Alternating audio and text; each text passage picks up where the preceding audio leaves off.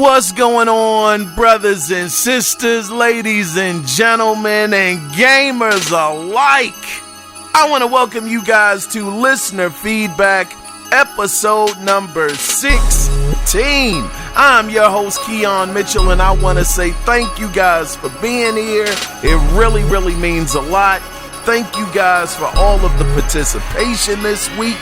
This week's episode is going to be starring the OG, Mr. Cody Clark.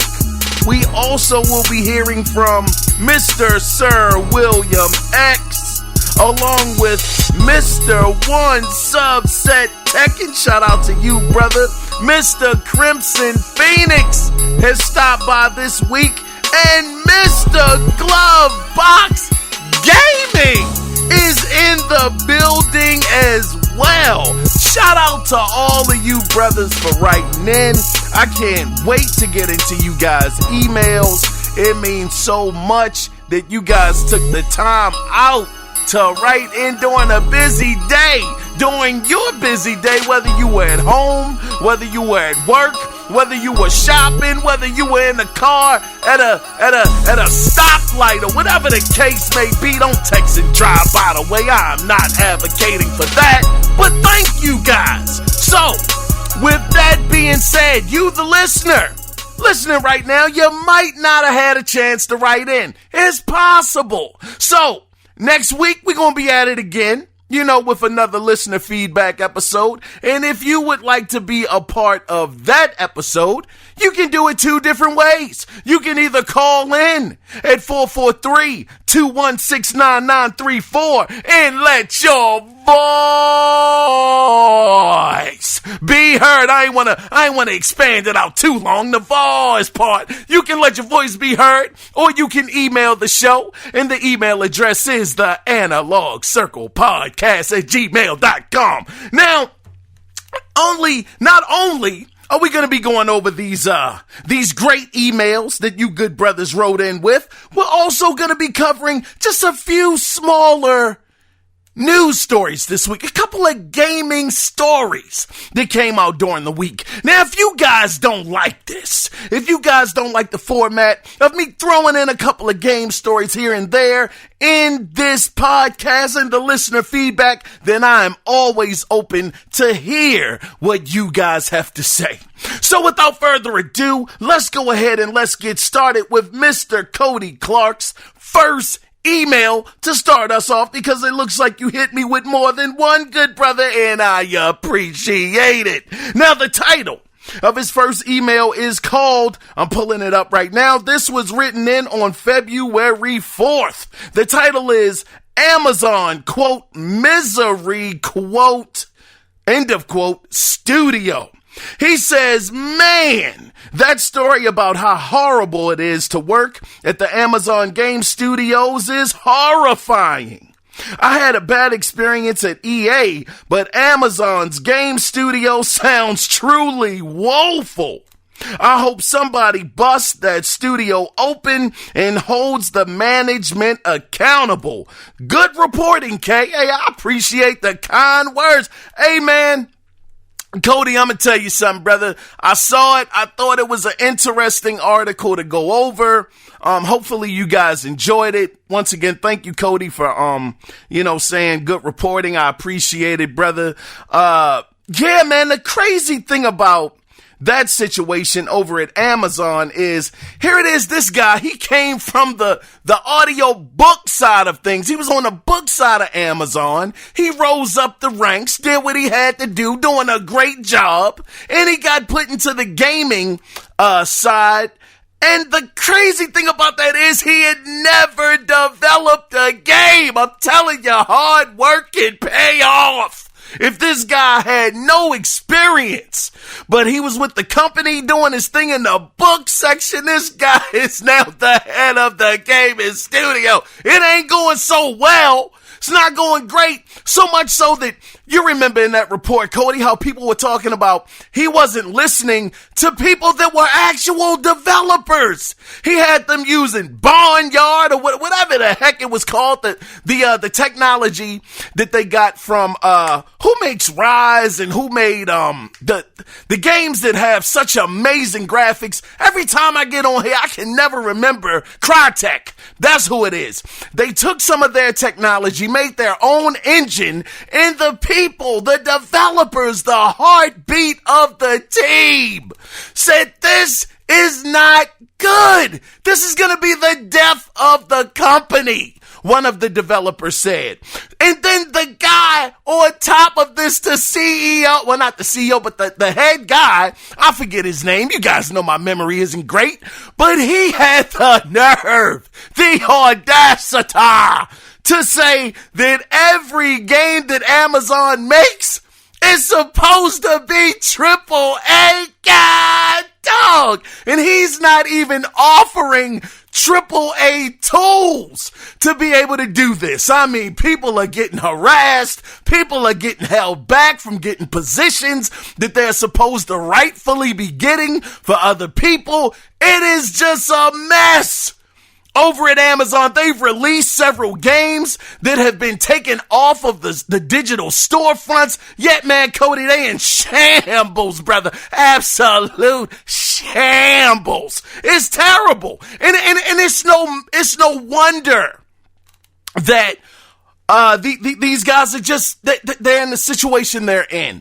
You know, having these games released, having to take them off of the storefronts, them not being complete, them coming out of beta, then going back in the beta, then just being canceled. I mean, this guy's been with the company 8 years, Cody.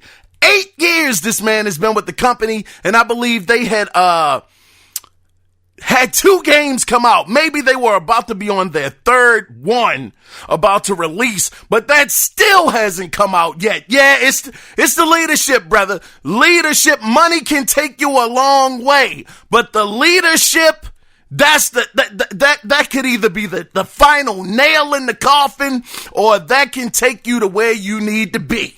I mean, seriously. So right now, the leadership over there at Amazon, it ain't looking good at all. But Cody, thank you for the kind words, brother. Thank you for this great email, bringing this back up. I really appreciated that. And I got a second email from you that I'm about to go over in just a minute. But what I wanted to let you guys know is it's a rumor going around from a leaker called Navtra. Now, he's allegedly supposed to be a pretty good source of information. Now, take that with a mustard seed of truth. But his name is Navtra, spelled Navtra. Now, the rumor is that Final Fantasy VII Remake will be coming to PlayStation 5. Now, you might say, well, that's not so shocking. I mean, we've seen God of War get the 60 frames per second. We've seen Ghost of Tsushima and all of these games, get these upgrades. This isn't very, very interesting. But where it does become just a little peculiar and interesting is that outside of the game, of course, if this is true, once again, it's a rumor, but if this is true, of outside of the game getting those enhanced visuals, they're also saying that a, quote, new story content, end of quote, will also be added to the game as well. So what could this new story content be? What could it possibly be? Nobody knows. People have their own theories talking about the PSP game that came out. A trademark was supposed to be made for that, but none of this stuff is concrete. Now, this is where it's a bit of some light at the end of this tunnel, because a lot of times when rumors come out, we gotta wait days, weeks, months, in order to see if what they were reporting on was true or not. By the way, I got this article from Games Radar. Now, the light at the end of the tunnel is that director, he was actually the co-director of Final Fantasy VII Remake. His name is Motomu Toriyama. He said new information on the remake will be announced at a concert on Saturday, February 13th. So we have no time to wait. Today is Wednesday, Thursday, Friday, 3 days. We will find out if this is true or not. And they also said that another rumor going around is it could be coming to PC as well. Now, this is the thing. They were saying that the game, the exclusivity on the PlayStation brand is supposed to end. Originally, it was supposed to end in March, but they got it extended out, Sony that is, until April 10th. Now people are starting to wonder what's going to happen on April 10th. Will it still be coming to other platforms? Will the Xbox be getting Final Fantasy Remake? Will the PC be getting it? Or is it something going on where Sony has the exclusive rights for longer? I mean, we're going to see. Nonetheless, be on the lookout February 13th for some more information about Final Fantasy Remake. I believe the concert is a Final Fantasy based concert. We all know those are very, very popular. I mean, it's interesting, God dog. Where is this taking place? Now, I don't know if this is a digital event. I can't imagine a ton of people are going to be in one building under COVID-19 restrictions. I don't know, unless it's in a whole another country. It could be, but who knows? This is a worldwide situation going on. I mean, is this going to be a virtual event? I don't know. Anyway, February 13th, I'm rambling. I'm moving on to your second email, Mr. Cody Clark. Now, the second email that you wrote in is called Number File. Now, you say, I feel like that number should be much higher. But then again, supply shortage. I wonder how many are sitting in scalpers' warehouses selling for 1,000 plus because Sony won't hold retailers accountable for that. Now, you sent me some links here, Cody. Let's click on one of the links here, brother. Let's see where it takes us. All right, it's loading up. Okay. Now, the title of this article that you sent me, Cody, is called Sony Says It Sold 4.5 million PlayStation 5 consoles last year and took a look. Oh, yeah. Yeah, we had, I believe I talked about this, where they had said they sold 4.5 million. Now, the thing about it that was when we found out that PlayStation 5s were being sold at a loss. And that was when I was wondering, well, golly, I wonder, were those reports true that were coming out of Bloomberg when they were saying that each console, and don't quote me on how much I'm thinking it was, but I thought it was like $450 for each console, and that was before any advertising and a couple of other things that they had to put into play. So that made me wonder, were they going to possibly sell the PlayStation 5 at one point for $600? Now, I know that is crazy, and I believe I mentioned that when I was talking about it, saying that $600 would have been a death blow. It could have been a PlayStation 3 situation all over again. But who's to say if it would have or wouldn't have, because Sony does have the momentum. They did have the momentum. My goodness, they had the momentum during the PS2 era, and that $600 price point, it killed them. So it just made me wonder, how much would they have really sold it for if Microsoft numbers, as far as their console prices, didn't leak earlier before they were supposed to? So yeah, but the one thing that I did find out about this,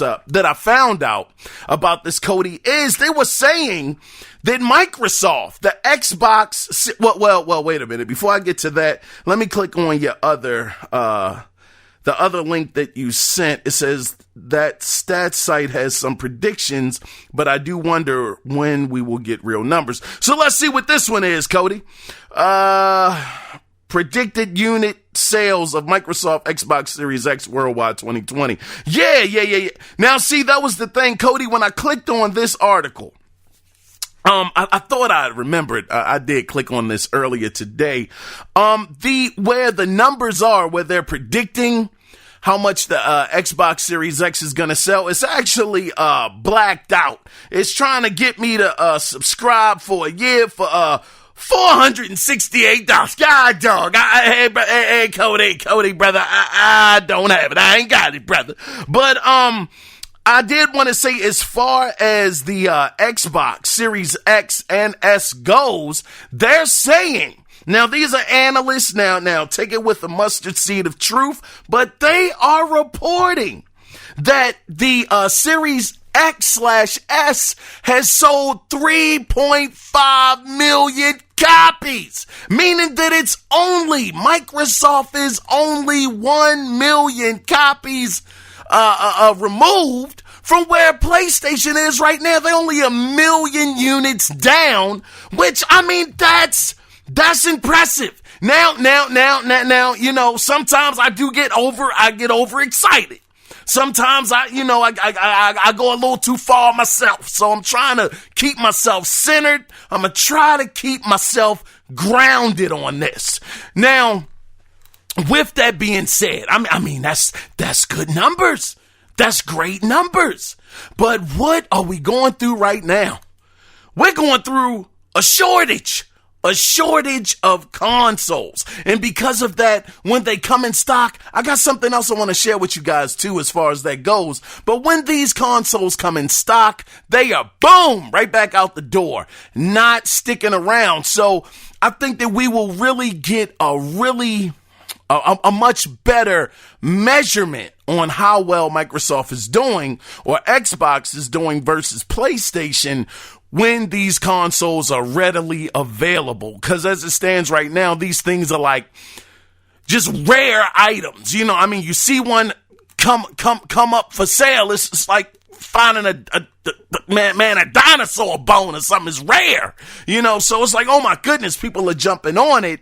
And because of that, I guess it's kind of like that Nintendo effect but it's not being, what's the word? Artificially, done to be a shortage. People are really jumping on them. Scalpers mainly are the ones jumping on them, making it much harder for people to get them. So I think that, Cody, once everything balances off, once around like May and June comes around, because that's when they're saying they should be more so readily available on the shelves. Once that happens, I think that's when we will really get a clear picture of how well Microsoft is doing versus PlayStation. Because as it stands right now, I don't think I'm being biased when I say PlayStation has all of the momentum that they could ever need at this point. That's not to say that they can't lose the momentum, but because they did such a great job last generation with game after game. I mean, AAA after AAA after AAA. Multiple games up in the same year for Game of the Year. I mean, how the world does that happen, Cody? They went on a run where, man, I'm all tangled up with my words. Pardon me. But they had one heck of a run last generation where so many of their games were Game of the Year contenders, where when you look over at Microsoft, when you look over at Microsoft, you don't see the same thing. So Microsoft, they have a lot of ground to try to cover, to be able to catch up to Sony. But we will definitely see, once these two consoles are in the store, how well each one is stacking up towards the other one. Cody, thank you again for this other email, brother. I really, really appreciated it. And I think you had mentioned something about Anthem. Something happening with that. I guess we can go over that on Sunday, brother. I can't break my own rule here, Cody. I said, two per person per week. I don't want to break that, but I will definitely cover that one on Sunday about Anthem. So thank you, Cody, so much, brother. I really appreciated these emails, and it's always great to hear from you. Thank you for the years of support, man. And just keep on writing in, because it's always always a pleasure to read your emails, good brother. Now, next up, we have Mr. Oh man, this is my brother right here. I get down with this guy right here. This guy's all right with me. We got Mr. Sir William X in the building. Now the title of his email is P.S. Now, free market gambling. Oh, this should be good. Let me rub my hands together like Birdman before I dig into this one. Oh man, here we go. Now he says, yo, Sir William X here. This may be a long one. It's all good, brother. We gonna get through it together. He says, first, I wanted to respond on the Cyberpunk 2077 purchase. The thing I took most from buying my copy of the game was the care that they took in the packaging. Oh my goodness. Isn't it stellar? Man, Sir William X, isn't it amazing, man? Let me finish up your email here. He says, I didn't get an aluminum case like you, though. That aluminum case was nice. I'm sorry you didn't get it, man. He says, I'm tempted to take my copy back to Walmart and buy it again from Best Buy. Yeah, Best Buy, they hooked me up, brother. They hooked me up. It came free. I didn't even have to pay extra for the steelbook case. And I got it for $35. But let me continue on. All right, that's the last time I'm kind of jump in the middle of your email, brother. So here we go. He says, however, I did get everything else you mentioned. The sleeve and all the extra physical content. The map, the poster, and whatever else fell from the case when I opened it. Oh, it was such a great feeling. I know I just kind of jumped in your email. My fault, brother. Let me go ahead. He says, like you said, it definitely took me back. I really appreciated that from CD Projekt Red. I've only played a few hours, but I'll be going back to it soon. Hollow Knights and the new season of Apex Legends demands my time. Hold on, man. Now, I have been hearing, I know I'm jumping in your email again, brother. Pardon me, but I got a question for you real quick, Mr. Sir William X. I have been hearing all kinds of stuff about Hollow Knight out of the blue. This game is like 2 or 3 years old, if I'm not mistaken, right, Sir William? Why is everybody going crazy about this game now? I'm just interested because it's been out for quite some time. Just what is going on with this game lately? Let me finish up your email though here, brother. Well, wait. Before I jump any further, yes, brother, when I tell you, when I opened up that case, that Cyberpunk 2077 case, the sleeve, brother, it took me back to like 1992, 93, when the packaging, when you actually got a booklet, when you got some stickers, when you got a map. I mean, they gave you some stuff in the box. They gave you other, not manuals, but little, cards, talking about newer games that were coming out at a later time. They even gave you a questionnaire sometimes that you could fill out. It was just so cool, man. And then sometimes the Nintendo Power postage whatchamacallit would come in a box, asking you, do you want to subscribe to Nintendo Power? It was just one heck of a time. And we just don't see that now. They all they do is give you the case. And in most cases, you don't even get a booklet. Like I said, they might give you one cardboard card as an advertisement for a game that's coming out soon, or the cardboard card may have, like a code on it that you can type in, and that's about it. And after you use it, you can toss it, so yeah, that really was so cool, man. Having CD Projekt Red include that, it was great, man. It made me feel like, and I'm all tongue-tied here, pardon me, guys, I'm trying to get through this, but it really just struck a chord with me. It made me feel like CD Projekt Red cared. They really cared about their packaging. They really wanted the customer that picked up their game to really feel like they really were saying, thank you for supporting our project, for supporting us. This is just something to let you guys know that we thank you. And I thought that was so awesome, man. Now let me continue on with your email here, good brother Sir William X. He says, I really wanted to address betting on games. It's funny to me that you bring it up.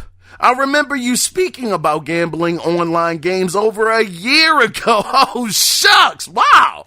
And I wanted to write in then, but didn't because I was too lazy to look up the podcast email. Hey, brother, you know what, man?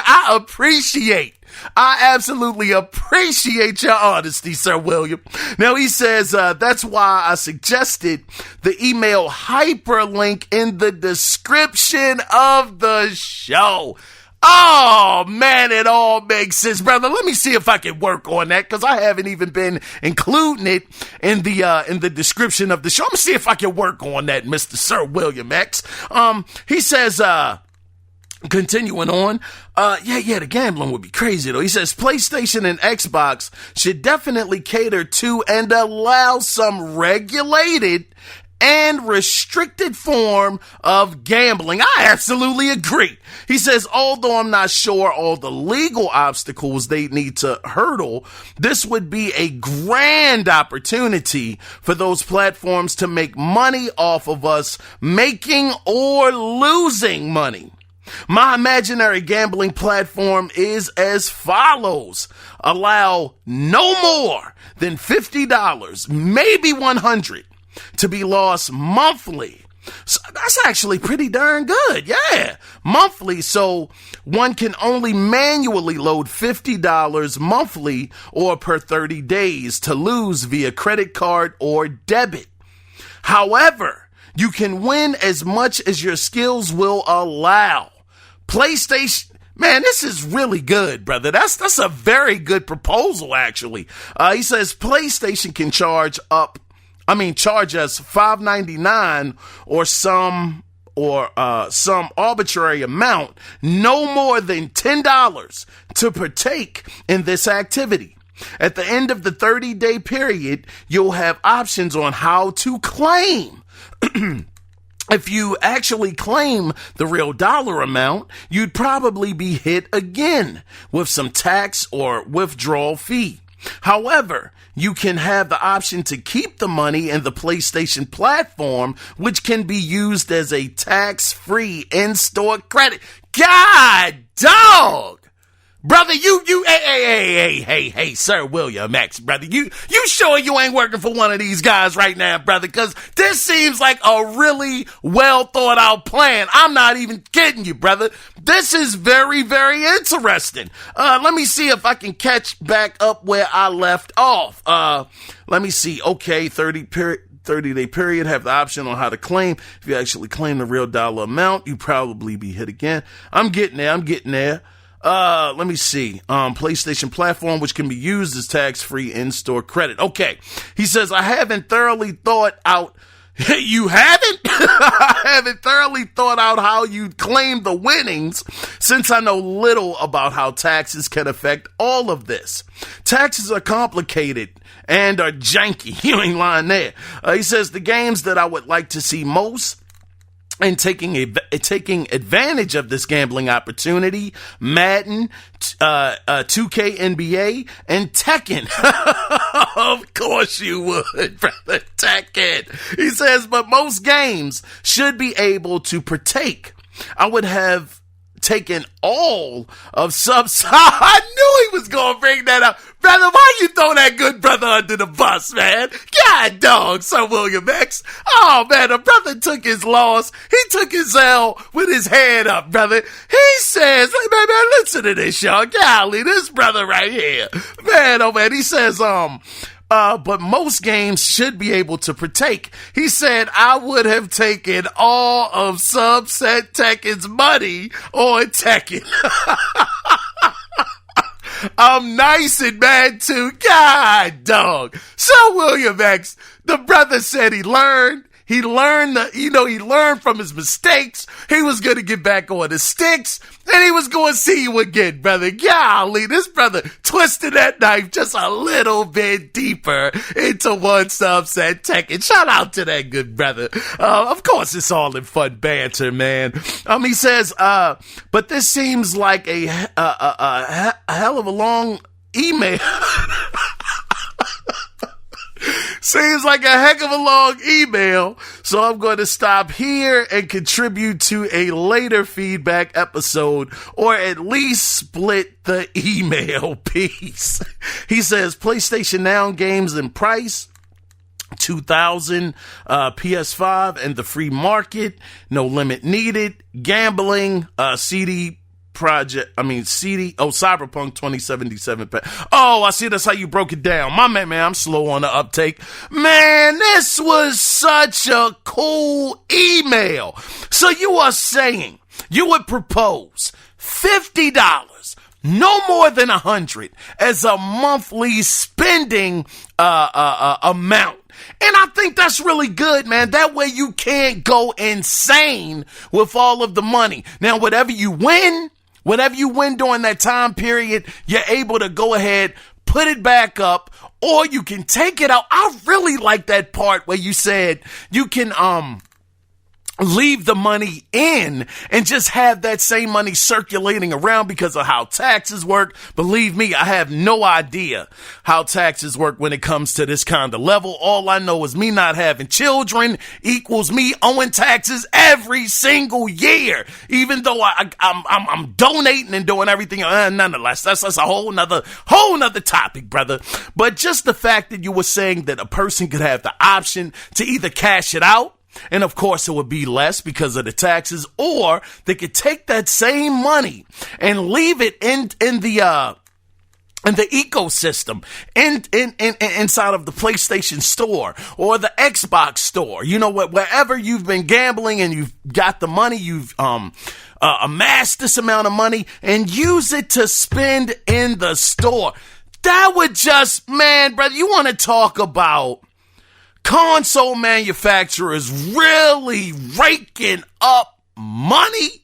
Now, keep in mind, I don't care about these guys' money. The only reason why I would ever care about how much money these companies make is because I want to see them continue to stay in business so that they can continue to give me great entertainment, and I will continue to pay them for the great entertainment, because for me, you guys know that is an even exchange for me. Brother, this is really good. I would love to see this happen. I mean, I'm not a gambler myself. Not too much. It's really not my thing. But for the people, Sir William X, that are, this is a really good proposal. Nobody has to lose their rent money or mortgage money, their car payment, or, nothing major. You might lose your cell phone money, possibly, but no major bills could be affected with having a $50 to $100 limit being put in, and then paying Sony or Microsoft maybe a $5.99 fee to get in, no more than $10. Also kind of setting a parameter where they can't upcharge so much money to let you get in so that you can gamble. Brother, this is really, really dope, man. I'm gonna tell you, Sir William X, thank you, man, for writing in with this one. I really, really enjoyed this. This was so dope, man. I really appreciate it, man. Please continue to write in, because, man, bravo to you, brother. This was dope. I mean, you took me through, Cyberpunk 2077, the packaging and how great that was. That took me to a place, and then, talking about the gambling side of things. Now, once again, I want you guys to know I'm not saying go out there and gamble. I'm not saying do that. I'm not advocating for that, but it's just interesting to me that gambling being as big as it is, it has not caught up into the gaming space. Now, I'm sure that if that was the case, they would probably have to put 18 and up on some of these games, or another sticker from the ESRB would probably have to exist. I'm sure it would be a whole lot of yellow tape that they would have to go through to clear it. But I do think that it's only a matter of time. These console manufacturers, these guys that make these games, the developers, the publishers, they're all trying to get their money back. Who knows? Gambling just might be in the next couple of years the brand new DLC, man. You never know. Gambling might be the new DLC in the upcoming future of gaming to kind of, for these companies to continue to make their money. But let's go ahead, man, and let's move on into the next one. And once again, Sir William X, thank you for this fantastic email, brother. But up next, we have, and you had to mention this, brother. God dog, Sir William X. We got Mr. One Subset Tekken. He is written in this week. Shout out to you, good brother. Now, before I get into your email, I did want to let you guys know that I don't know if you were aware. I don't know if you saw it or not, but it's nothing big, nothing grand or anything like that. But over on Twitter, who is it? Man, how did I forget their name? Ninja Theory. Ninja Theory showed off a new Senua's Sacrifice screenshot, and she is in some light or whatever. It's like a side shot of the character. Man, that thing. Hey, I'm going to tell you something, brothers. Now, I don't know if that's real time, or not. I don't know if that's in-game or gameplay or whatever the heck. But brothers and sisters, if that is real, and I mean if it is real, whoo, brothers, we are in for a graphical masterpiece. I'm just saying, go over on Twitter if you haven't seen it. Look up Senua's Sacrifice, Hellblade 2. I was really blown away. The thing that did make me a little upset, though, thinking about that, somebody put the original trailer that they showed during the Game Awards, where, Phil Spencer, he was up on stage and they showed her, chanting and breathing and all of that stuff. Senua, that is. They showed that screenshot, and then they showed the new screenshot, and the person said, tell me if you can find a bigger downgrade than this. Pretty much, he was saying that the game was downgraded. I sat there and I looked at this picture over and over and over again, and I could not see at all where the game was downgraded in any shape, form, or fashion. I just could not see it. So for people out there saying that, come on, man, the picture, it looks beautiful. Whether or not it's gameplay, real gameplay, that's up for debate. We don't know. But that downgrade stuff, y'all need to stop it. Cut it out. That was not at all true. The game, the screenshot looked amazing. The lighting looked fantastic.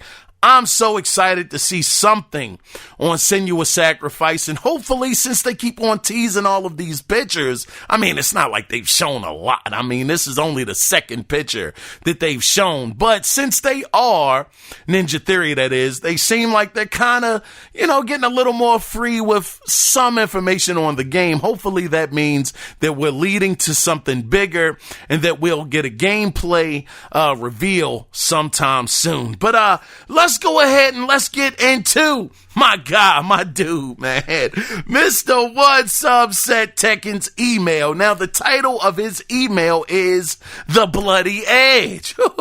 Let's see what the good brother's saying. He says, hello, Kiaun. I hope all is well with you, brother. I'm hanging, man. I'm doing all right. Not bad at all, good brother. He says, well, another fighting game has come to a close, you can say. It was announced that Ninja Theory, golly, speaking of Ninja Theory, I honestly did not mention Ninja Theory because of this email. I did not. What a heck of a coincidence. He says, the Ninja Theory will no longer be supporting the Bleeding Edge melee fighting game.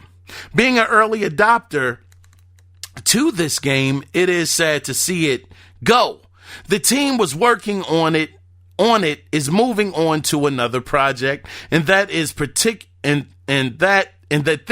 particular, man, pardon me, reading is fundamental, brothers and sisters. Let me start this over again. All right, he says, hello, Kiaun. I hope all is well with you. Well, another fighting game has come to a close, you can say. It was announced that Ninja Theory will no longer be supporting the Bleeding Edge melee fighting game. Being an early adopter to this game, it is sad to see it go. The team that was working on it is moving on to another project, and that this particular game was a passion project for the team leader. Yeah, man, listen, brother. My good brother One Sub said Tekken. This is my guy right here. Man, I was so upset about Bleeding Edge from the very start, brother. I was so mad at Phil Spencer and him allowing Ninja Theory to do such a game, such a talented studio. You have them work on this project, passion project, smaject. It is no way this game should have been being worked on when Microsoft was in the hole with all of the games that they had not been releasing year after year after year. You needed a AAA game. Here it is, you bring out a doggone passion project, you know, that these guys are so excited to work on and all of this stuff. Man, you could have bought me for a nickel on that day One Sub said Tekken when they showed this off. Brother, hearing the name, just the name, Bleeding Edge, coming from a developer like Ninja Theory, brother, I thought we were about to get some amazing, something that was just gonna set the gaming world on fire, especially after the first Hellblade that came out. They did it with what was it, $8 million or $10 million budget. They were able to do that with. I'm like, golly, when they get with Microsoft, this is gonna be crazy. And then they come out with this. Brother, I was so mad. One Sub said, pardon me, brother. I jumped in your email. My mistake, brother, but I am gonna continue on with this. It struck a nerve with me, brother, when you talked about that passion project from the lead. So let me find where I left off at. Hold on, brother. Bear with me, brother. Bear with me. He says, a fighting game, was a passion project for the team leader. Here we go. God, dog. He says the game will still be playable, but who knows how long that would last. The game was not stand out great, but it was a decent time killer.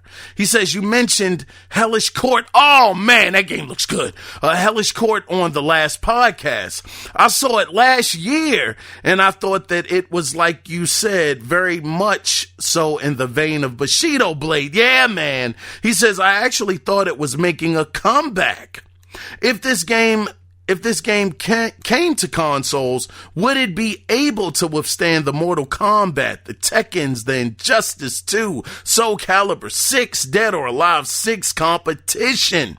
The fighting game circle is rough. Would there be a large enough audience to keep it afloat? Very good question. He says, well, that's all for now. Back in Lucama, where if you're lucky, the two stoplights won't catch you. You just don't speed because the man will. Please be safe. Wash your face, hands, and butt, and please wear a mask. Mr. One Sub said Tekken, I tell you, man, is always Always a pleasure to hear from you, good brother. I love the banter that you and Sir William X are having back and forth. It's just great to, read and, see and imagine, how you guys are probably looking going back and forth. And I know this week it was Sir William X. I'm sure you'll say something to Sir William X next week. So it's all in good fun, man. All in good fun. But I did want to mention, I guess you know how I feel about Bleeding Edge, brother, as it stands right now. But when you brought up the game Hellish Court, man, let me tell you something. You guys know that ain't no love lost with me and PC guys. Ain't no love lost. Now, once again, I only talk about the PC guys that feel like they are just elitists. That is all it is aimed to. Those guys. But that Hellish Court, man, God dog, brother. I'm going to tell you something, man. That game right there. I said, you know what? If I did have a PC, if hypothetically I had a PC to play that game on, I ain't gonna lie to you. I would have picked that up. I would have definitely picked that up to see what that was about. And I'm not even a big fighting game fan like that. But the thing about it was, like you had mentioned, one subset Tekken, like we both mentioned, it was like, it looked like a Bushido Blade game where we're talking one-hit kills. And you were asking, if a game like that did come to console, would it be able to survive the onslaught of the bigger games? Street Fighters, the Tekkens, if it was to happen, Marvel versus Capcom, we know that's a little down in the dumps right now, so maybe not that. But like you said, the Soul Calibers and games of that sort, fighting games that are solidified in the gaming space. I would say to that, could it survive?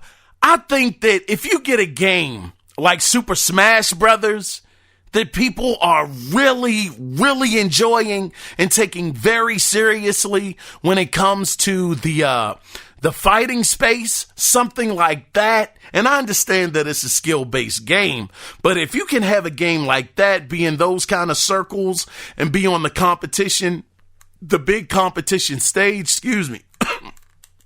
I think that a game like Court would definitely be able to stand up to that because it's so different, where the margin for error is, man, you want to talk about razor thin error for margin. I think that would be more exciting to see than the regular fighting games, because we're so used to those now, the 20 hit combos or the different, fireballs or whatever the case may be, Soul Calibur, hitting combinations as well. I think that with a game like Court, because I don't want to keep on calling it its full name. I feel like I dropped quite a few of those on this episode. But, getting back to that game, I think that, that would stand out because, like I said, it's such a small margin for error. And you know that if a person hits you in the right spot, one shot, bow, you're out of there. It's over. And I think that, you would just have to get very, very skillful at a game like that. So someone that's always up for a challenge. We're talking, let's just say the Dark Souls of fighting games. I'm sure that could probably be the equivalent to, because you just have no margin for error. They hit you one time, your arm is disabled. Then you got to move around and try to get around and swing with a bad arm. And because you're not able to block properly, they can hit you in the neck. I think that just seems more interesting to me, one subset. I might be on an island all by myself with that. I'm sure I probably am. But for me, I would be way more interested to see how good a player can be in a game like that, because unlike Street Fighter and Soul Calibur, Soul Calibur and Mortal Kombat, you don't get the luxury of being able to get hit 10 and 11 times before you can block and make a comeback. You got to come out the gate with a strategy to get that person up out of there in one good swipe. So that means you got to be blocking at the right time. You got to parry at the right time, and you got to know exactly where to strike to get them up out of there, because you don't have a whole lot of chances to be messing around, taking shots, taking hits, and then trying to work your combos into it. You got to come off the block, ready to go, and get to work. So yeah, I think it could survive. I mean, of course, it would have to have a community rally around it. I think that, like I said, with a game like that being so different from what we're seeing in traditional fighting games today, I think because of that, it would definitely have a chance of being able to stand on its own merit. But one subset Tekken, thank you so much, good brother, for this email. I really, really appreciated it, good brother. And please continue to write in. It's always fantastic to hear from you, one subset. And I look forward to hearing from you very soon, good brother. So up next, we have Mr. Crimson Phoenix, who writes in and says, hello. He says, I'm sorry this is late, but life happens, and I got a bit busy, so it slipped my mind. He says, I redeemed the 1 month Game Pass Ultimate Code giveaway. Thank you. Things are still busy with the OT and fam. So yeah, just wanted to let you know I appreciate that. He says, P.S. my oldest son has a Switch and told me that Nintendo code from a few weeks ago. Oh, the code had been redeemed. I was hoping you were going to say that he got the code. I was hoping that was what you were going to say. But I'm glad you had got the Game Pass code. I'm so happy that you were able to get that. Little Nightmares 2, I think, is in there. And I was playing that earlier today. I'll definitely let you guys know how that went on Sunday's show. But thank you, brother, for letting me know. And the person that got the Nintendo card, if you want to, you can write in. If not, I mean, that's the thing. That's why I like for you guys to write in. That way, everybody that listens, they know that the card has already been used. And, you know, you can save yourself a trip of going to your console and hoping that you get it. So, shout out to you though, Crimson Phoenix. Shout out to you, good brother, for winning. Hopefully you're enjoying it. And shout out to your son as well for trying to redeem the Nintendo code. Unfortunately, it didn't work this time, but trust me, it will not be the last opportunity that he gets. So shout out to him as well. Before I get into the next email, and this is the last one, and this is coming from my dude, Mr. Glove Box Gaming. Shout out to that good brother. Now, before I get into his email, I wanted to let you guys know that Unreal Engine 5 now has a brand new development tool, and it's called, quote, Meta Human Creator. That's Meta Human Creator. And what makes this tool so great, according to the vice president of Digital Humans Technology, his name is Vladimir Mastalovic,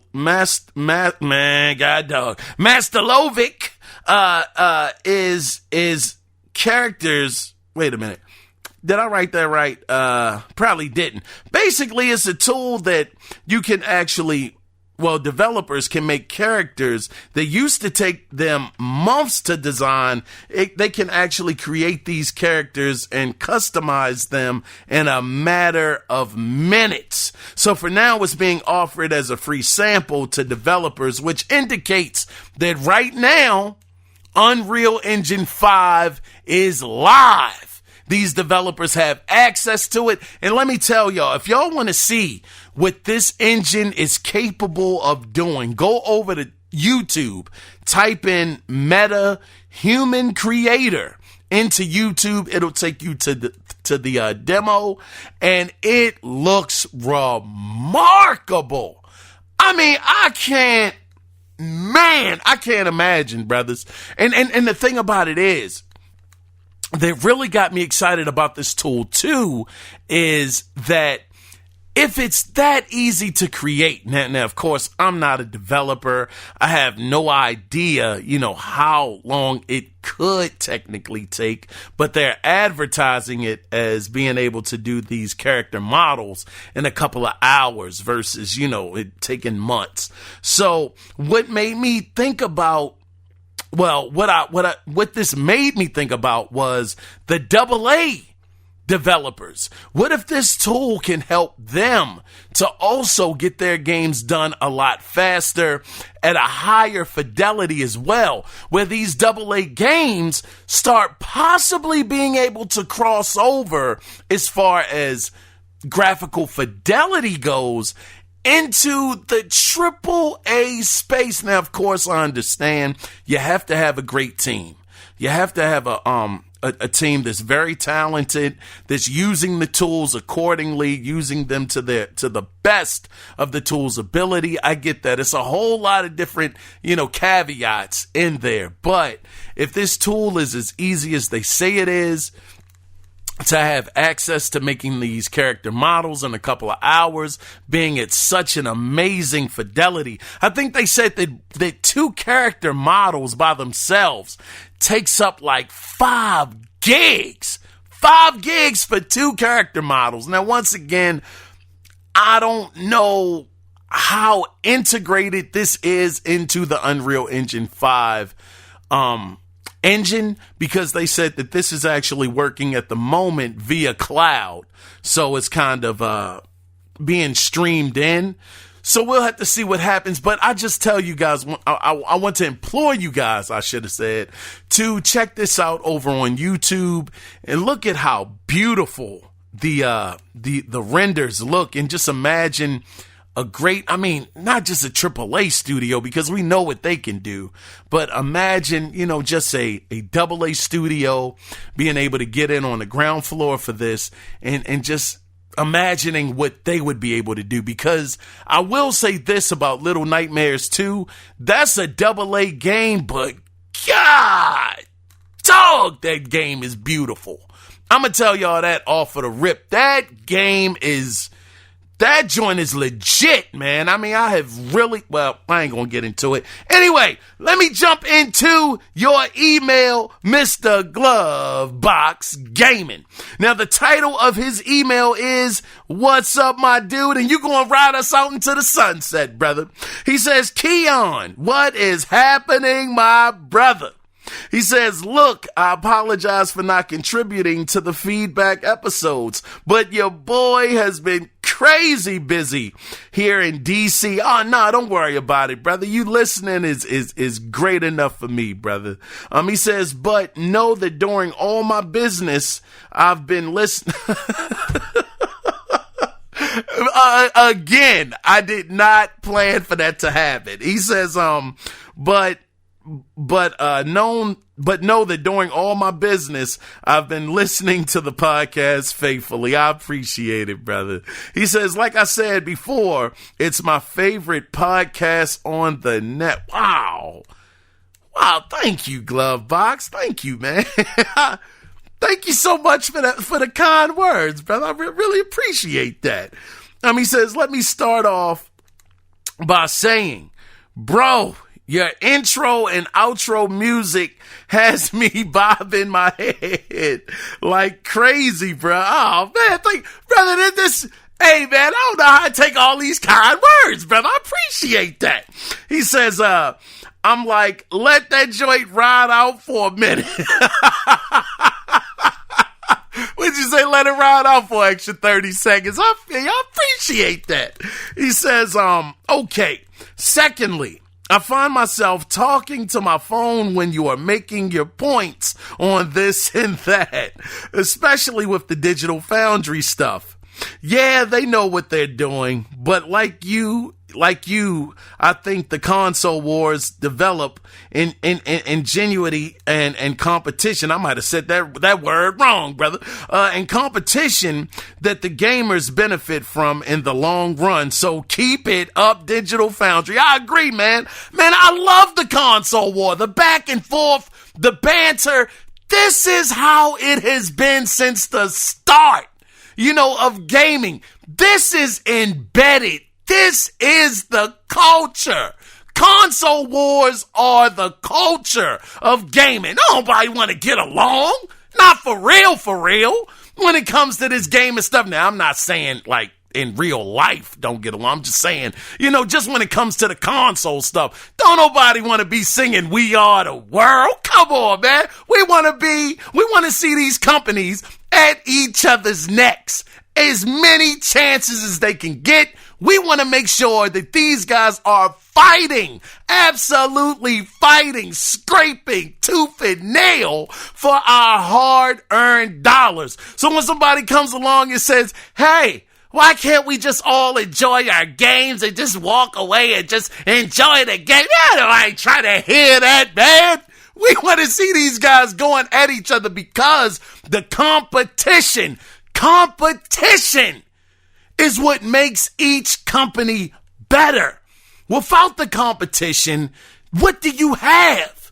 What is the incentive for the other one to want to do better? Why do you think Microsoft has went out there and bought a whole company, a whole publishing company in ZeniMax? They heard us finally.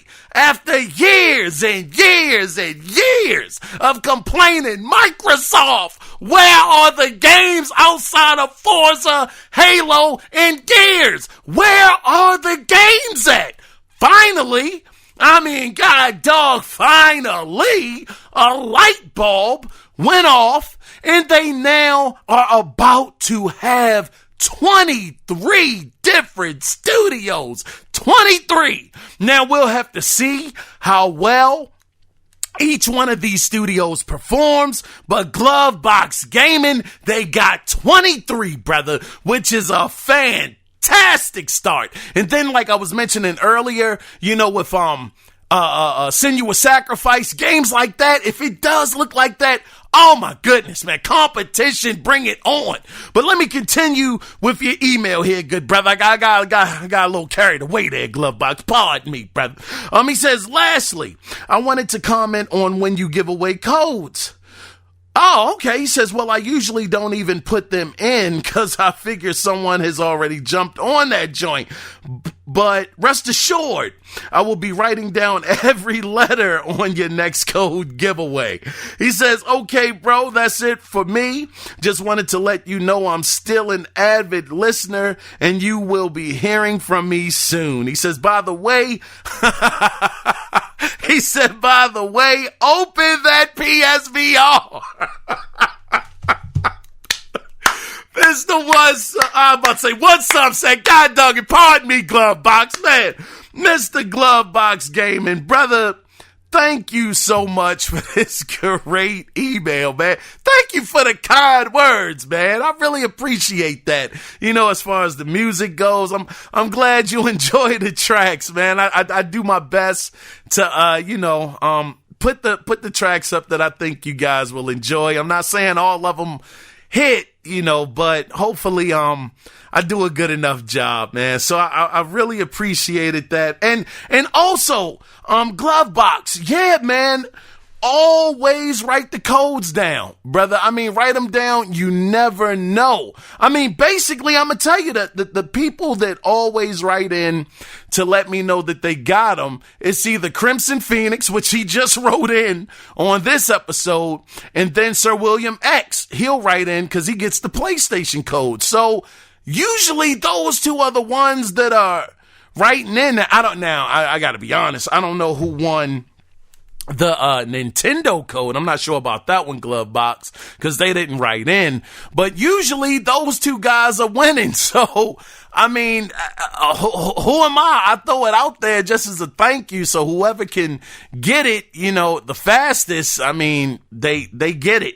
Because at one time, Glovebox, what I used to do was I tried to do a competition, name that game or something like that. I used to do, this was years ago. And I was like, you know what, man, this ain't hitting. This ain't moving nothing. You know what? I would just throw it out there. Whoever gets it, that's the fairest way to do it, because I always wondered that if the name that game situation came up and two people wrote in at the same time and had the same answer, how could I fairly choose one over the other. So I figured that just throwing the code out there, throwing it into the podcast, and just allowing you guys to jump on it as soon as you can, I figured that was the more fair way to do it. But glove box, man, it's really, really good hearing from you. And the PSVR, brother, man, Mike J, he be telling me all the time, man, when the heck you gonna open that up? Brother, I've had the PSVR for like 3 years. 3 years, I think, coming up in November. And it is still in the doggone box, man. I don't know if I'm going to ever get to it. I've had the driving wheel. Like I told you guys, the Thrustmaster driving wheel for, like 4, almost 5 years. And it's still in the box. I never took it out. Trust me, I ain't got it like that, man. I do not have it like that, just to be throwing away money, but I just haven't gotten around to them. It's the Sparkle wheel, the Thrustmaster Sparkle wheel. But hey, man, matter of fact, speaking of, different peripherals and stuff like that, man, Glovebox Gaming, congratulations on the fantastic giveaway. This brother right here, I do want to say this. Subscribe to Mr. Glovebox Gaming's YouTube channel. This brother makes great content. He has fantastic giveaways. I gotta mention that and put that out there. I'm not saying don't join just because he's giving away stuff. He has great content. He does great reviews on different items. So go over there, check out his YouTube channel, and yeah, man, I think you guys will really, really enjoy it. And I just want to say again, Glovebox, shout out to you for the amazing giveaways, brother. They are absolutely fantastic. Maybe one day I get to that level. I'm not there yet though, brother, but it's just great to see, man. And I'm glad to see that your YouTube channel, it continues to grow, and you're just continuing to get the views that you absolutely deserve. So shout out to you again, good brother, and thank you so much for writing in, and I look forward to hearing from you again in the very, very, very close future, brother. Thanks again. Well, guys, I guess that is the end of this episode this week. Man, we went over an hour. I'm going to tell y'all, I truly thought that this was going to be a much shorter show. I figured that we would be out of here in 45 minutes, but it looks like we are at the hour mark. Now, one last thing I did want to mention was GameStop. I had mentioned the stock earlier in the show about the PS5 and the Series X and S. I did want to say that GameStop, they're getting a lot of complaints, man. I mean, of course, they've been getting complaints for years. But people are upset because they had said that they had stock in of the PS5 and the Series X and S. They had put it on Twitter, and people said that as soon as they put it on Twitter, they went right to the website and they were gone.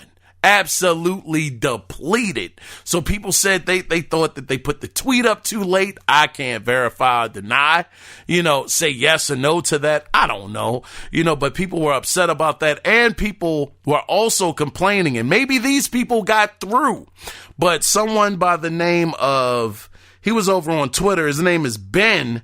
He said, quote, "Give us the console, not a bundle. That's $100 extra," end of quote. So it seems like, once again, I think I had talked about this earlier, they were selling even the Nintendo Switch in a bundle.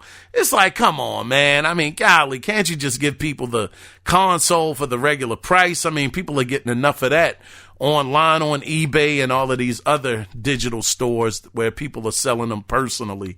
So people are upset. Hopefully this will be coming to a close soon. Over in the UK, they were saying that they could be in talks to have these stores start to limit one per customer, as far as the demand, which is, man, is this a first? I mean, I gotta be honest, and we're about to wrap this up because I don't want to get much more long-winded than I've been, as far as me talking, because you guys just keep going and going. But let me just ask this before we wrap it up. Have you guys ever seen this before? I mean, I have seen consoles go around the holiday during launch, but usually around now. I figured January would be a little sticky, a little bit, but towards the end of January, I figured, okay, they should be tapering off. But now, here we are, almost about to be in mid-February, and it's still just as hard to get a console today than it was at launch. And launch was back in November. We're talking about 3 going on 4 months later, and the demand is still this high. Have you guys ever seen this before, where a demand for a console or consoles is this high? I'm very interested, and I'm sure that the pandemic is playing a major role in this.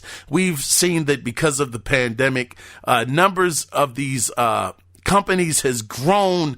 I mean, so high, record-breaking numbers because of it. So I just wanted to know, do you guys ever remember a time where it was this hard to get a console this far after it initially launched? Anyway, that's going to wrap it up for this one. But once again, you, the listener, if you're still here, thank you for still being here. If you want to be a part of the next listener feedback, which will be recorded next Wednesday, you can do it 2 different ways. You can either call in at 443-216-9934 and let your voice be heard, or you can email the show, and the email address is, of course, the Analog Circle Podcast at gmail.com. I was your host, Kiaun Mitchell, and I want to say thank you, and I will see you guys on Sunday. We got quite a few great stories to go over. You're not gonna want to miss it. So until Sunday, when I see you guys again or talk to you guys take care and have a good one. Bye-bye.